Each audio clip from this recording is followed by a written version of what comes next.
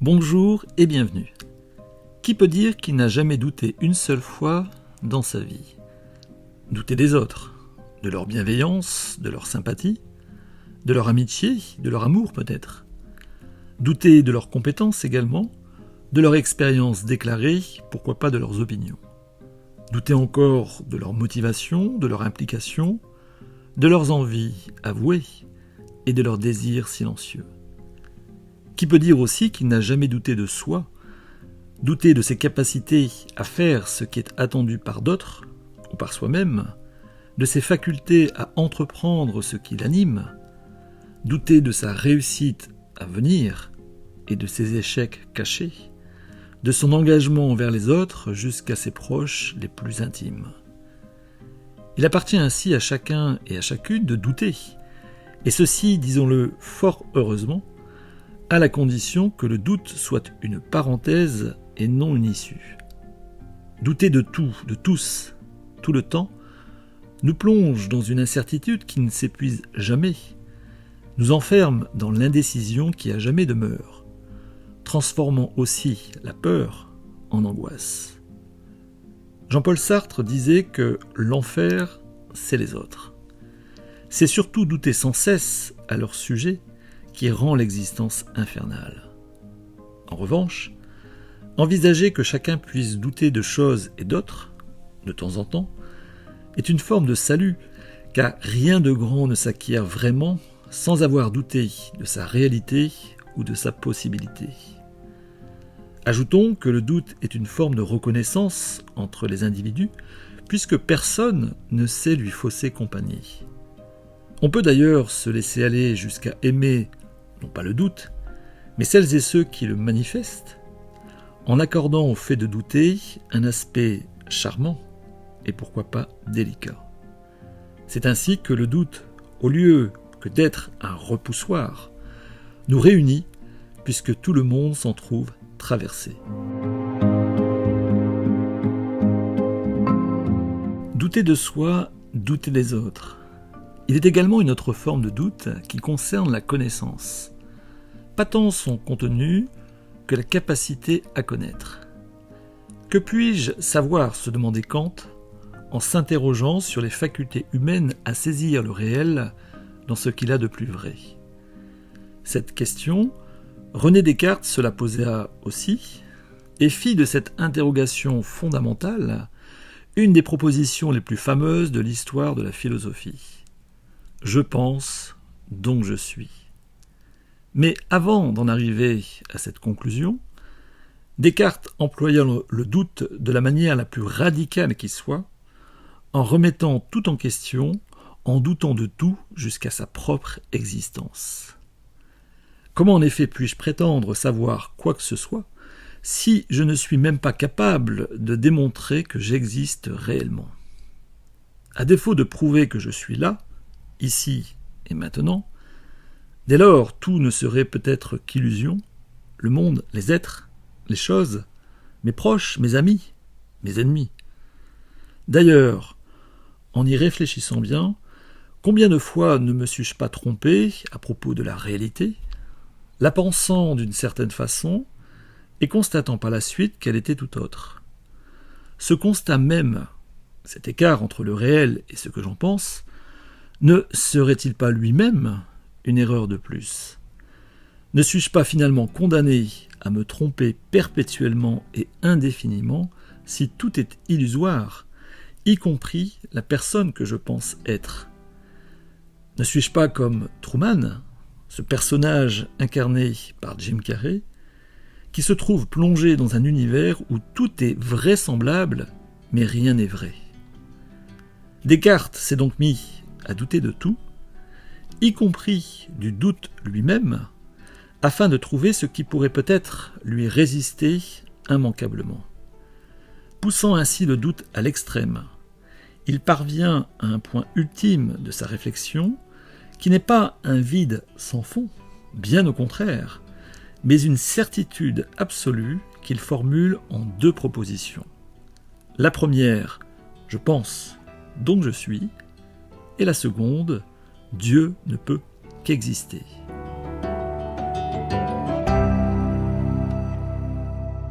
Je pense, donc je suis.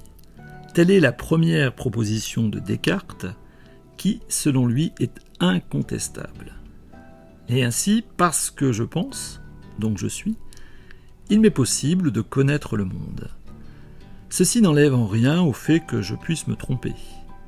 Mais, dorénavant, je peux envisager d'atteindre ce qui est vrai, parce qu'il me sera toujours loisible de m'appuyer sur une vérité absolue, celle que j'existe. En affirmant que je pense, donc je suis, Descartes atteint une conclusion ultime qui, au lieu de siffler la fin de la partie, est le point de départ de la pensée moderne. Il y a ainsi, dans l'histoire de la pensée occidentale, un avant et un après Descartes. En supposant que nos sens sont trompeurs et qu'ainsi toute perception du monde se traduit en une représentation qui ne résiste pas au doute, ceci quel que soit l'individu, quel que soit l'endroit, le moment, il y a toutefois une chose dont je ne peux pas douter, c'est le fait même que je doute. Je peux toujours affirmer que rien de ce que je pense est vrai, donc de douter sans relâche. Il m'est par contre impossible de dire que je ne doute pas. Ainsi, par le fait de douter sans cesse, j'accède à une vérité qui me dépasse, que je ne peux pas contredire, alors même que c'est cette vérité qui m'autorise à prétendre que rien n'est vrai. Je ne peux pas dire autrement que je doute. Et Descartes alors de conclure que si rien ne remet en cause le fait de douter, c'est bien que j'existe, car le doute n'est possible qu'à la condition d'être pensé. Je doute, donc je pense, donc je suis. Selon René Descartes, c'est l'âme qui pense et non le corps, ce que l'on peut volontiers reconnaître avec lui. Toutefois, le philosophe sépare l'âme du corps, considérant l'âme comme une entité indépendante de l'enveloppe corporelle, une substance à part entière. Cette séparation est essentielle dans la pensée de Descartes, car elle autorise, selon lui, à chacun de prendre conscience de soi. Ainsi, je ne suis pas qu'un corps parmi d'autres. Avant tout, je suis une âme unique, individuelle, comme pour chacun d'entre nous. En doutant de tout jusqu'à sa propre existence, puis en concluant qu'il ne peut pas en être autrement que d'exister pour douter, Descartes renvoie chacun à sa propre conscience et fonde en conséquence les bases de l'individualisme moderne. Puis, poursuivant sa réflexion, Descartes estime que si l'homme ne peut qu'exister, il a bien fallu le créer. Reste à savoir qui en est le créateur. Est-ce l'homme lui-même ? À l'évidence, non, puisque l'homme ayant la capacité de penser jusqu'à avoir conscience de lui-même, s'il s'était créé, il s'en souviendrait. Donc, si ce n'est pas l'homme, qui alors ? Selon Descartes, il s'agit de Dieu. L'homme n'a pas pu se créer lui-même, c'est donc une entité le précédant et le dépassant qui est son créateur.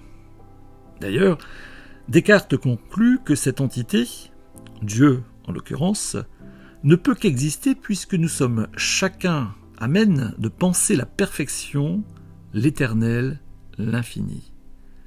Qui donc que Dieu lui-même aurait pu nous mettre ces idées dans la tête, nous qui sommes si imparfaits, mortels et limités.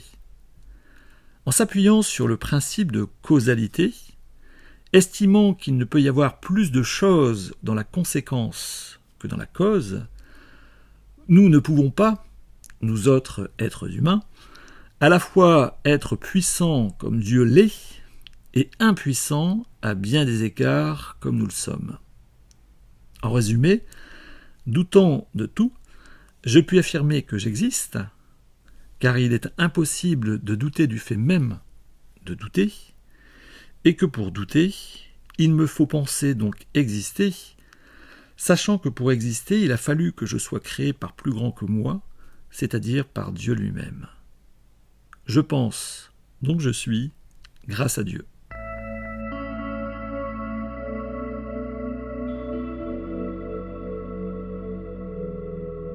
Le raisonnement de Descartes au premier abord apparaît implacable car logique.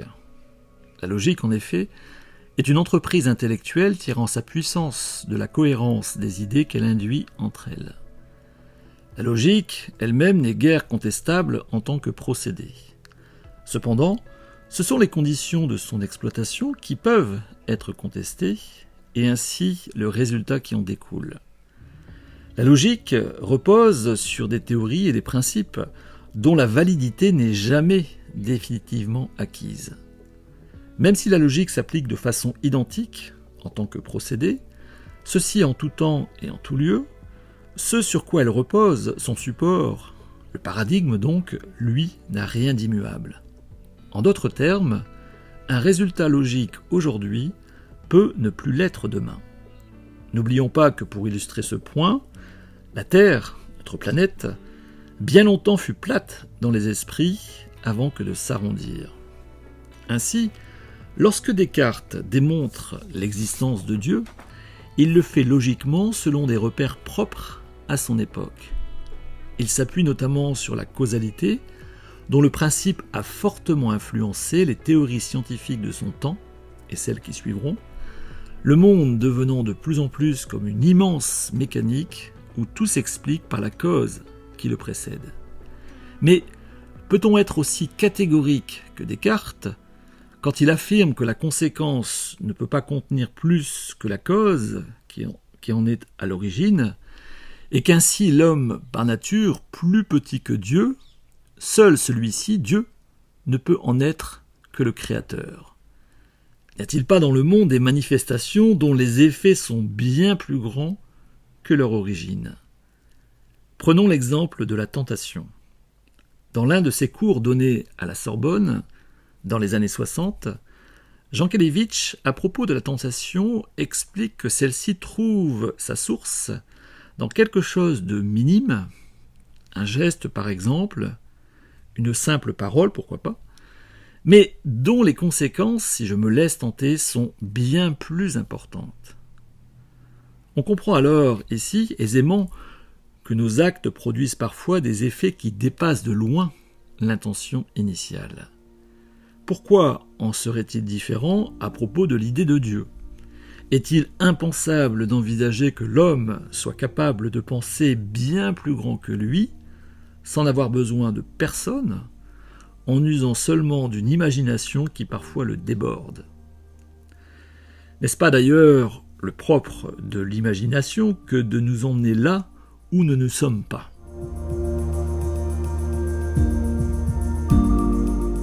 Ajoutons que la causalité sur laquelle s'appuie Descartes repose sur un ordre temporel, un avant avec la cause, un après avec la conséquence. Cette temporalité est de nature linéaire et ne laisse guère de place au hasard. Tout ce qui existe s'explique ainsi par ce qui le précède. C'est certainement vrai pour bien des choses, mais l'est-ce vraiment pour tout ? Descartes, en affirmant que Dieu ne peut qu'exister parce que je pense donc je suis, investit le champ métaphysique, donc dépasse la seule matière pour laquelle la causalité rend aisément compte de ses manifestations. Mais en dépassant la physique pour y trouver Dieu, peut-on encore dire que tout effet est le produit d'une cause, que tout est linéaire, que tout s'explique selon des lois universelles ?